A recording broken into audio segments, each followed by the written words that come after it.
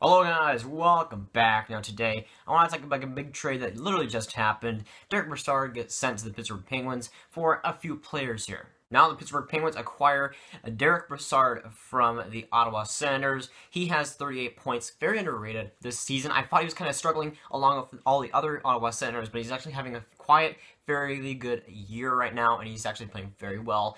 And going to Pittsburgh, he's going to play well as to boot. He might be at that second line center, maybe even third line center spots, and he's not going to get as much ice time as he would in Ottawa, so his stats might decrease, but I think they're going to stay even. He's going to keep the course. I don't think he's going to be better or worse. I think he's just going to stay. I think he's just going to stay on the pace that he's at.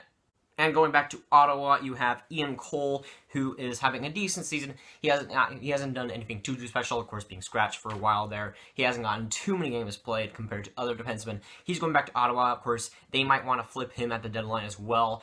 Maybe package him from the Erik Karlsson trade, but we'll see about that. Cole, he might stay on the roster, but I don't know how likely that is. He might be traded before the deadline. I think that is the most likely candidacy. I don't know if he'll really stay. I think he's UFA after the season, so you can guess whatever you guess, but I think he's going to be traded before the deadline.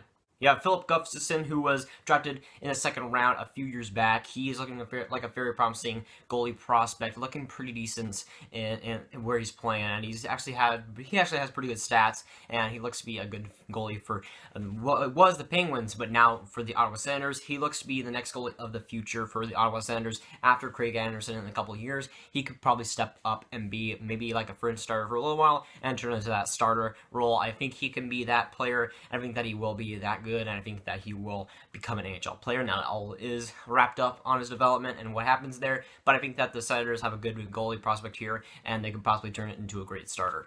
And the Penguins also sent a 2018 first-round pick, theirs, to the Ottawa Senators, and that'll probably be a late first-round pick. You know, not going to be that great of a pick, because the Penguins are looking to make the playoffs and to get very far, especially acquiring Derrick Brassard. So they're getting a first-round pick back. It's probably going to get even worse because Derrick Brassard is on the team. The Penguins are probably going to play even better with him. Who knows? Maybe that pick becomes worse or better. We'll see. But that first-round pick, it's not going to be very high. It's not going to be very high on the first-round pick. So they're getting a late round pick here. It isn't too much, but if they can scout well and they can get a good draft pick out of that, maybe get like a Matt Barzal who is like 25th overall, and they get a great player out of that. If they draft the right player, develop him enough, that pick can become something special. Now, of course, just signing a winner through this trade, you got the Pittsburgh Penguins or the Ottawa Senators, and honestly, I think this is a trade that benefits both teams immensely. Derrick Brassard has 2 more, or I guess a year after this season, on his books, so that's more security for the Pittsburgh Penguins to have a third-line center there that will really help them.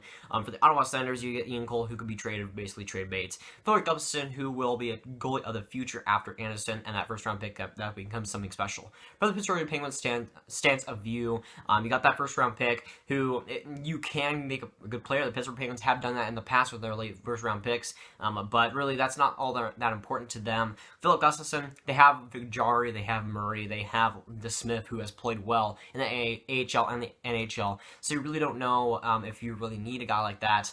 They really are kind of clogged at the goalie position, and giving up Gustavsson is something that I think that they were going to have to do anyways, so I think that the Pittsburgh Penguins are fine with doing it as well. And then you get out Ian Cole, who has been there for a long time and is a veteran for the Penguins, but you know, he's getting shipped out to Ottawa, and I don't think that the Penguins really quite need Ian Cole. Of course, him being scratched a few times throughout the season, them making a big deal about it. I don't think that they really need a guy like Ian Cole.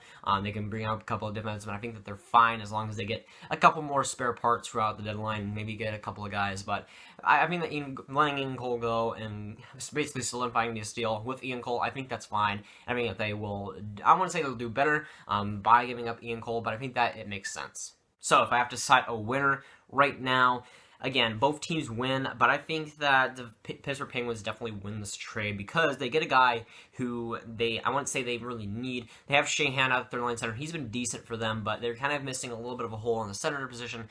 They could want to improve that, and if he does, and if he plays very well in Pittsburgh, I think that the Pittsburgh Penguins win this trade by a landslide.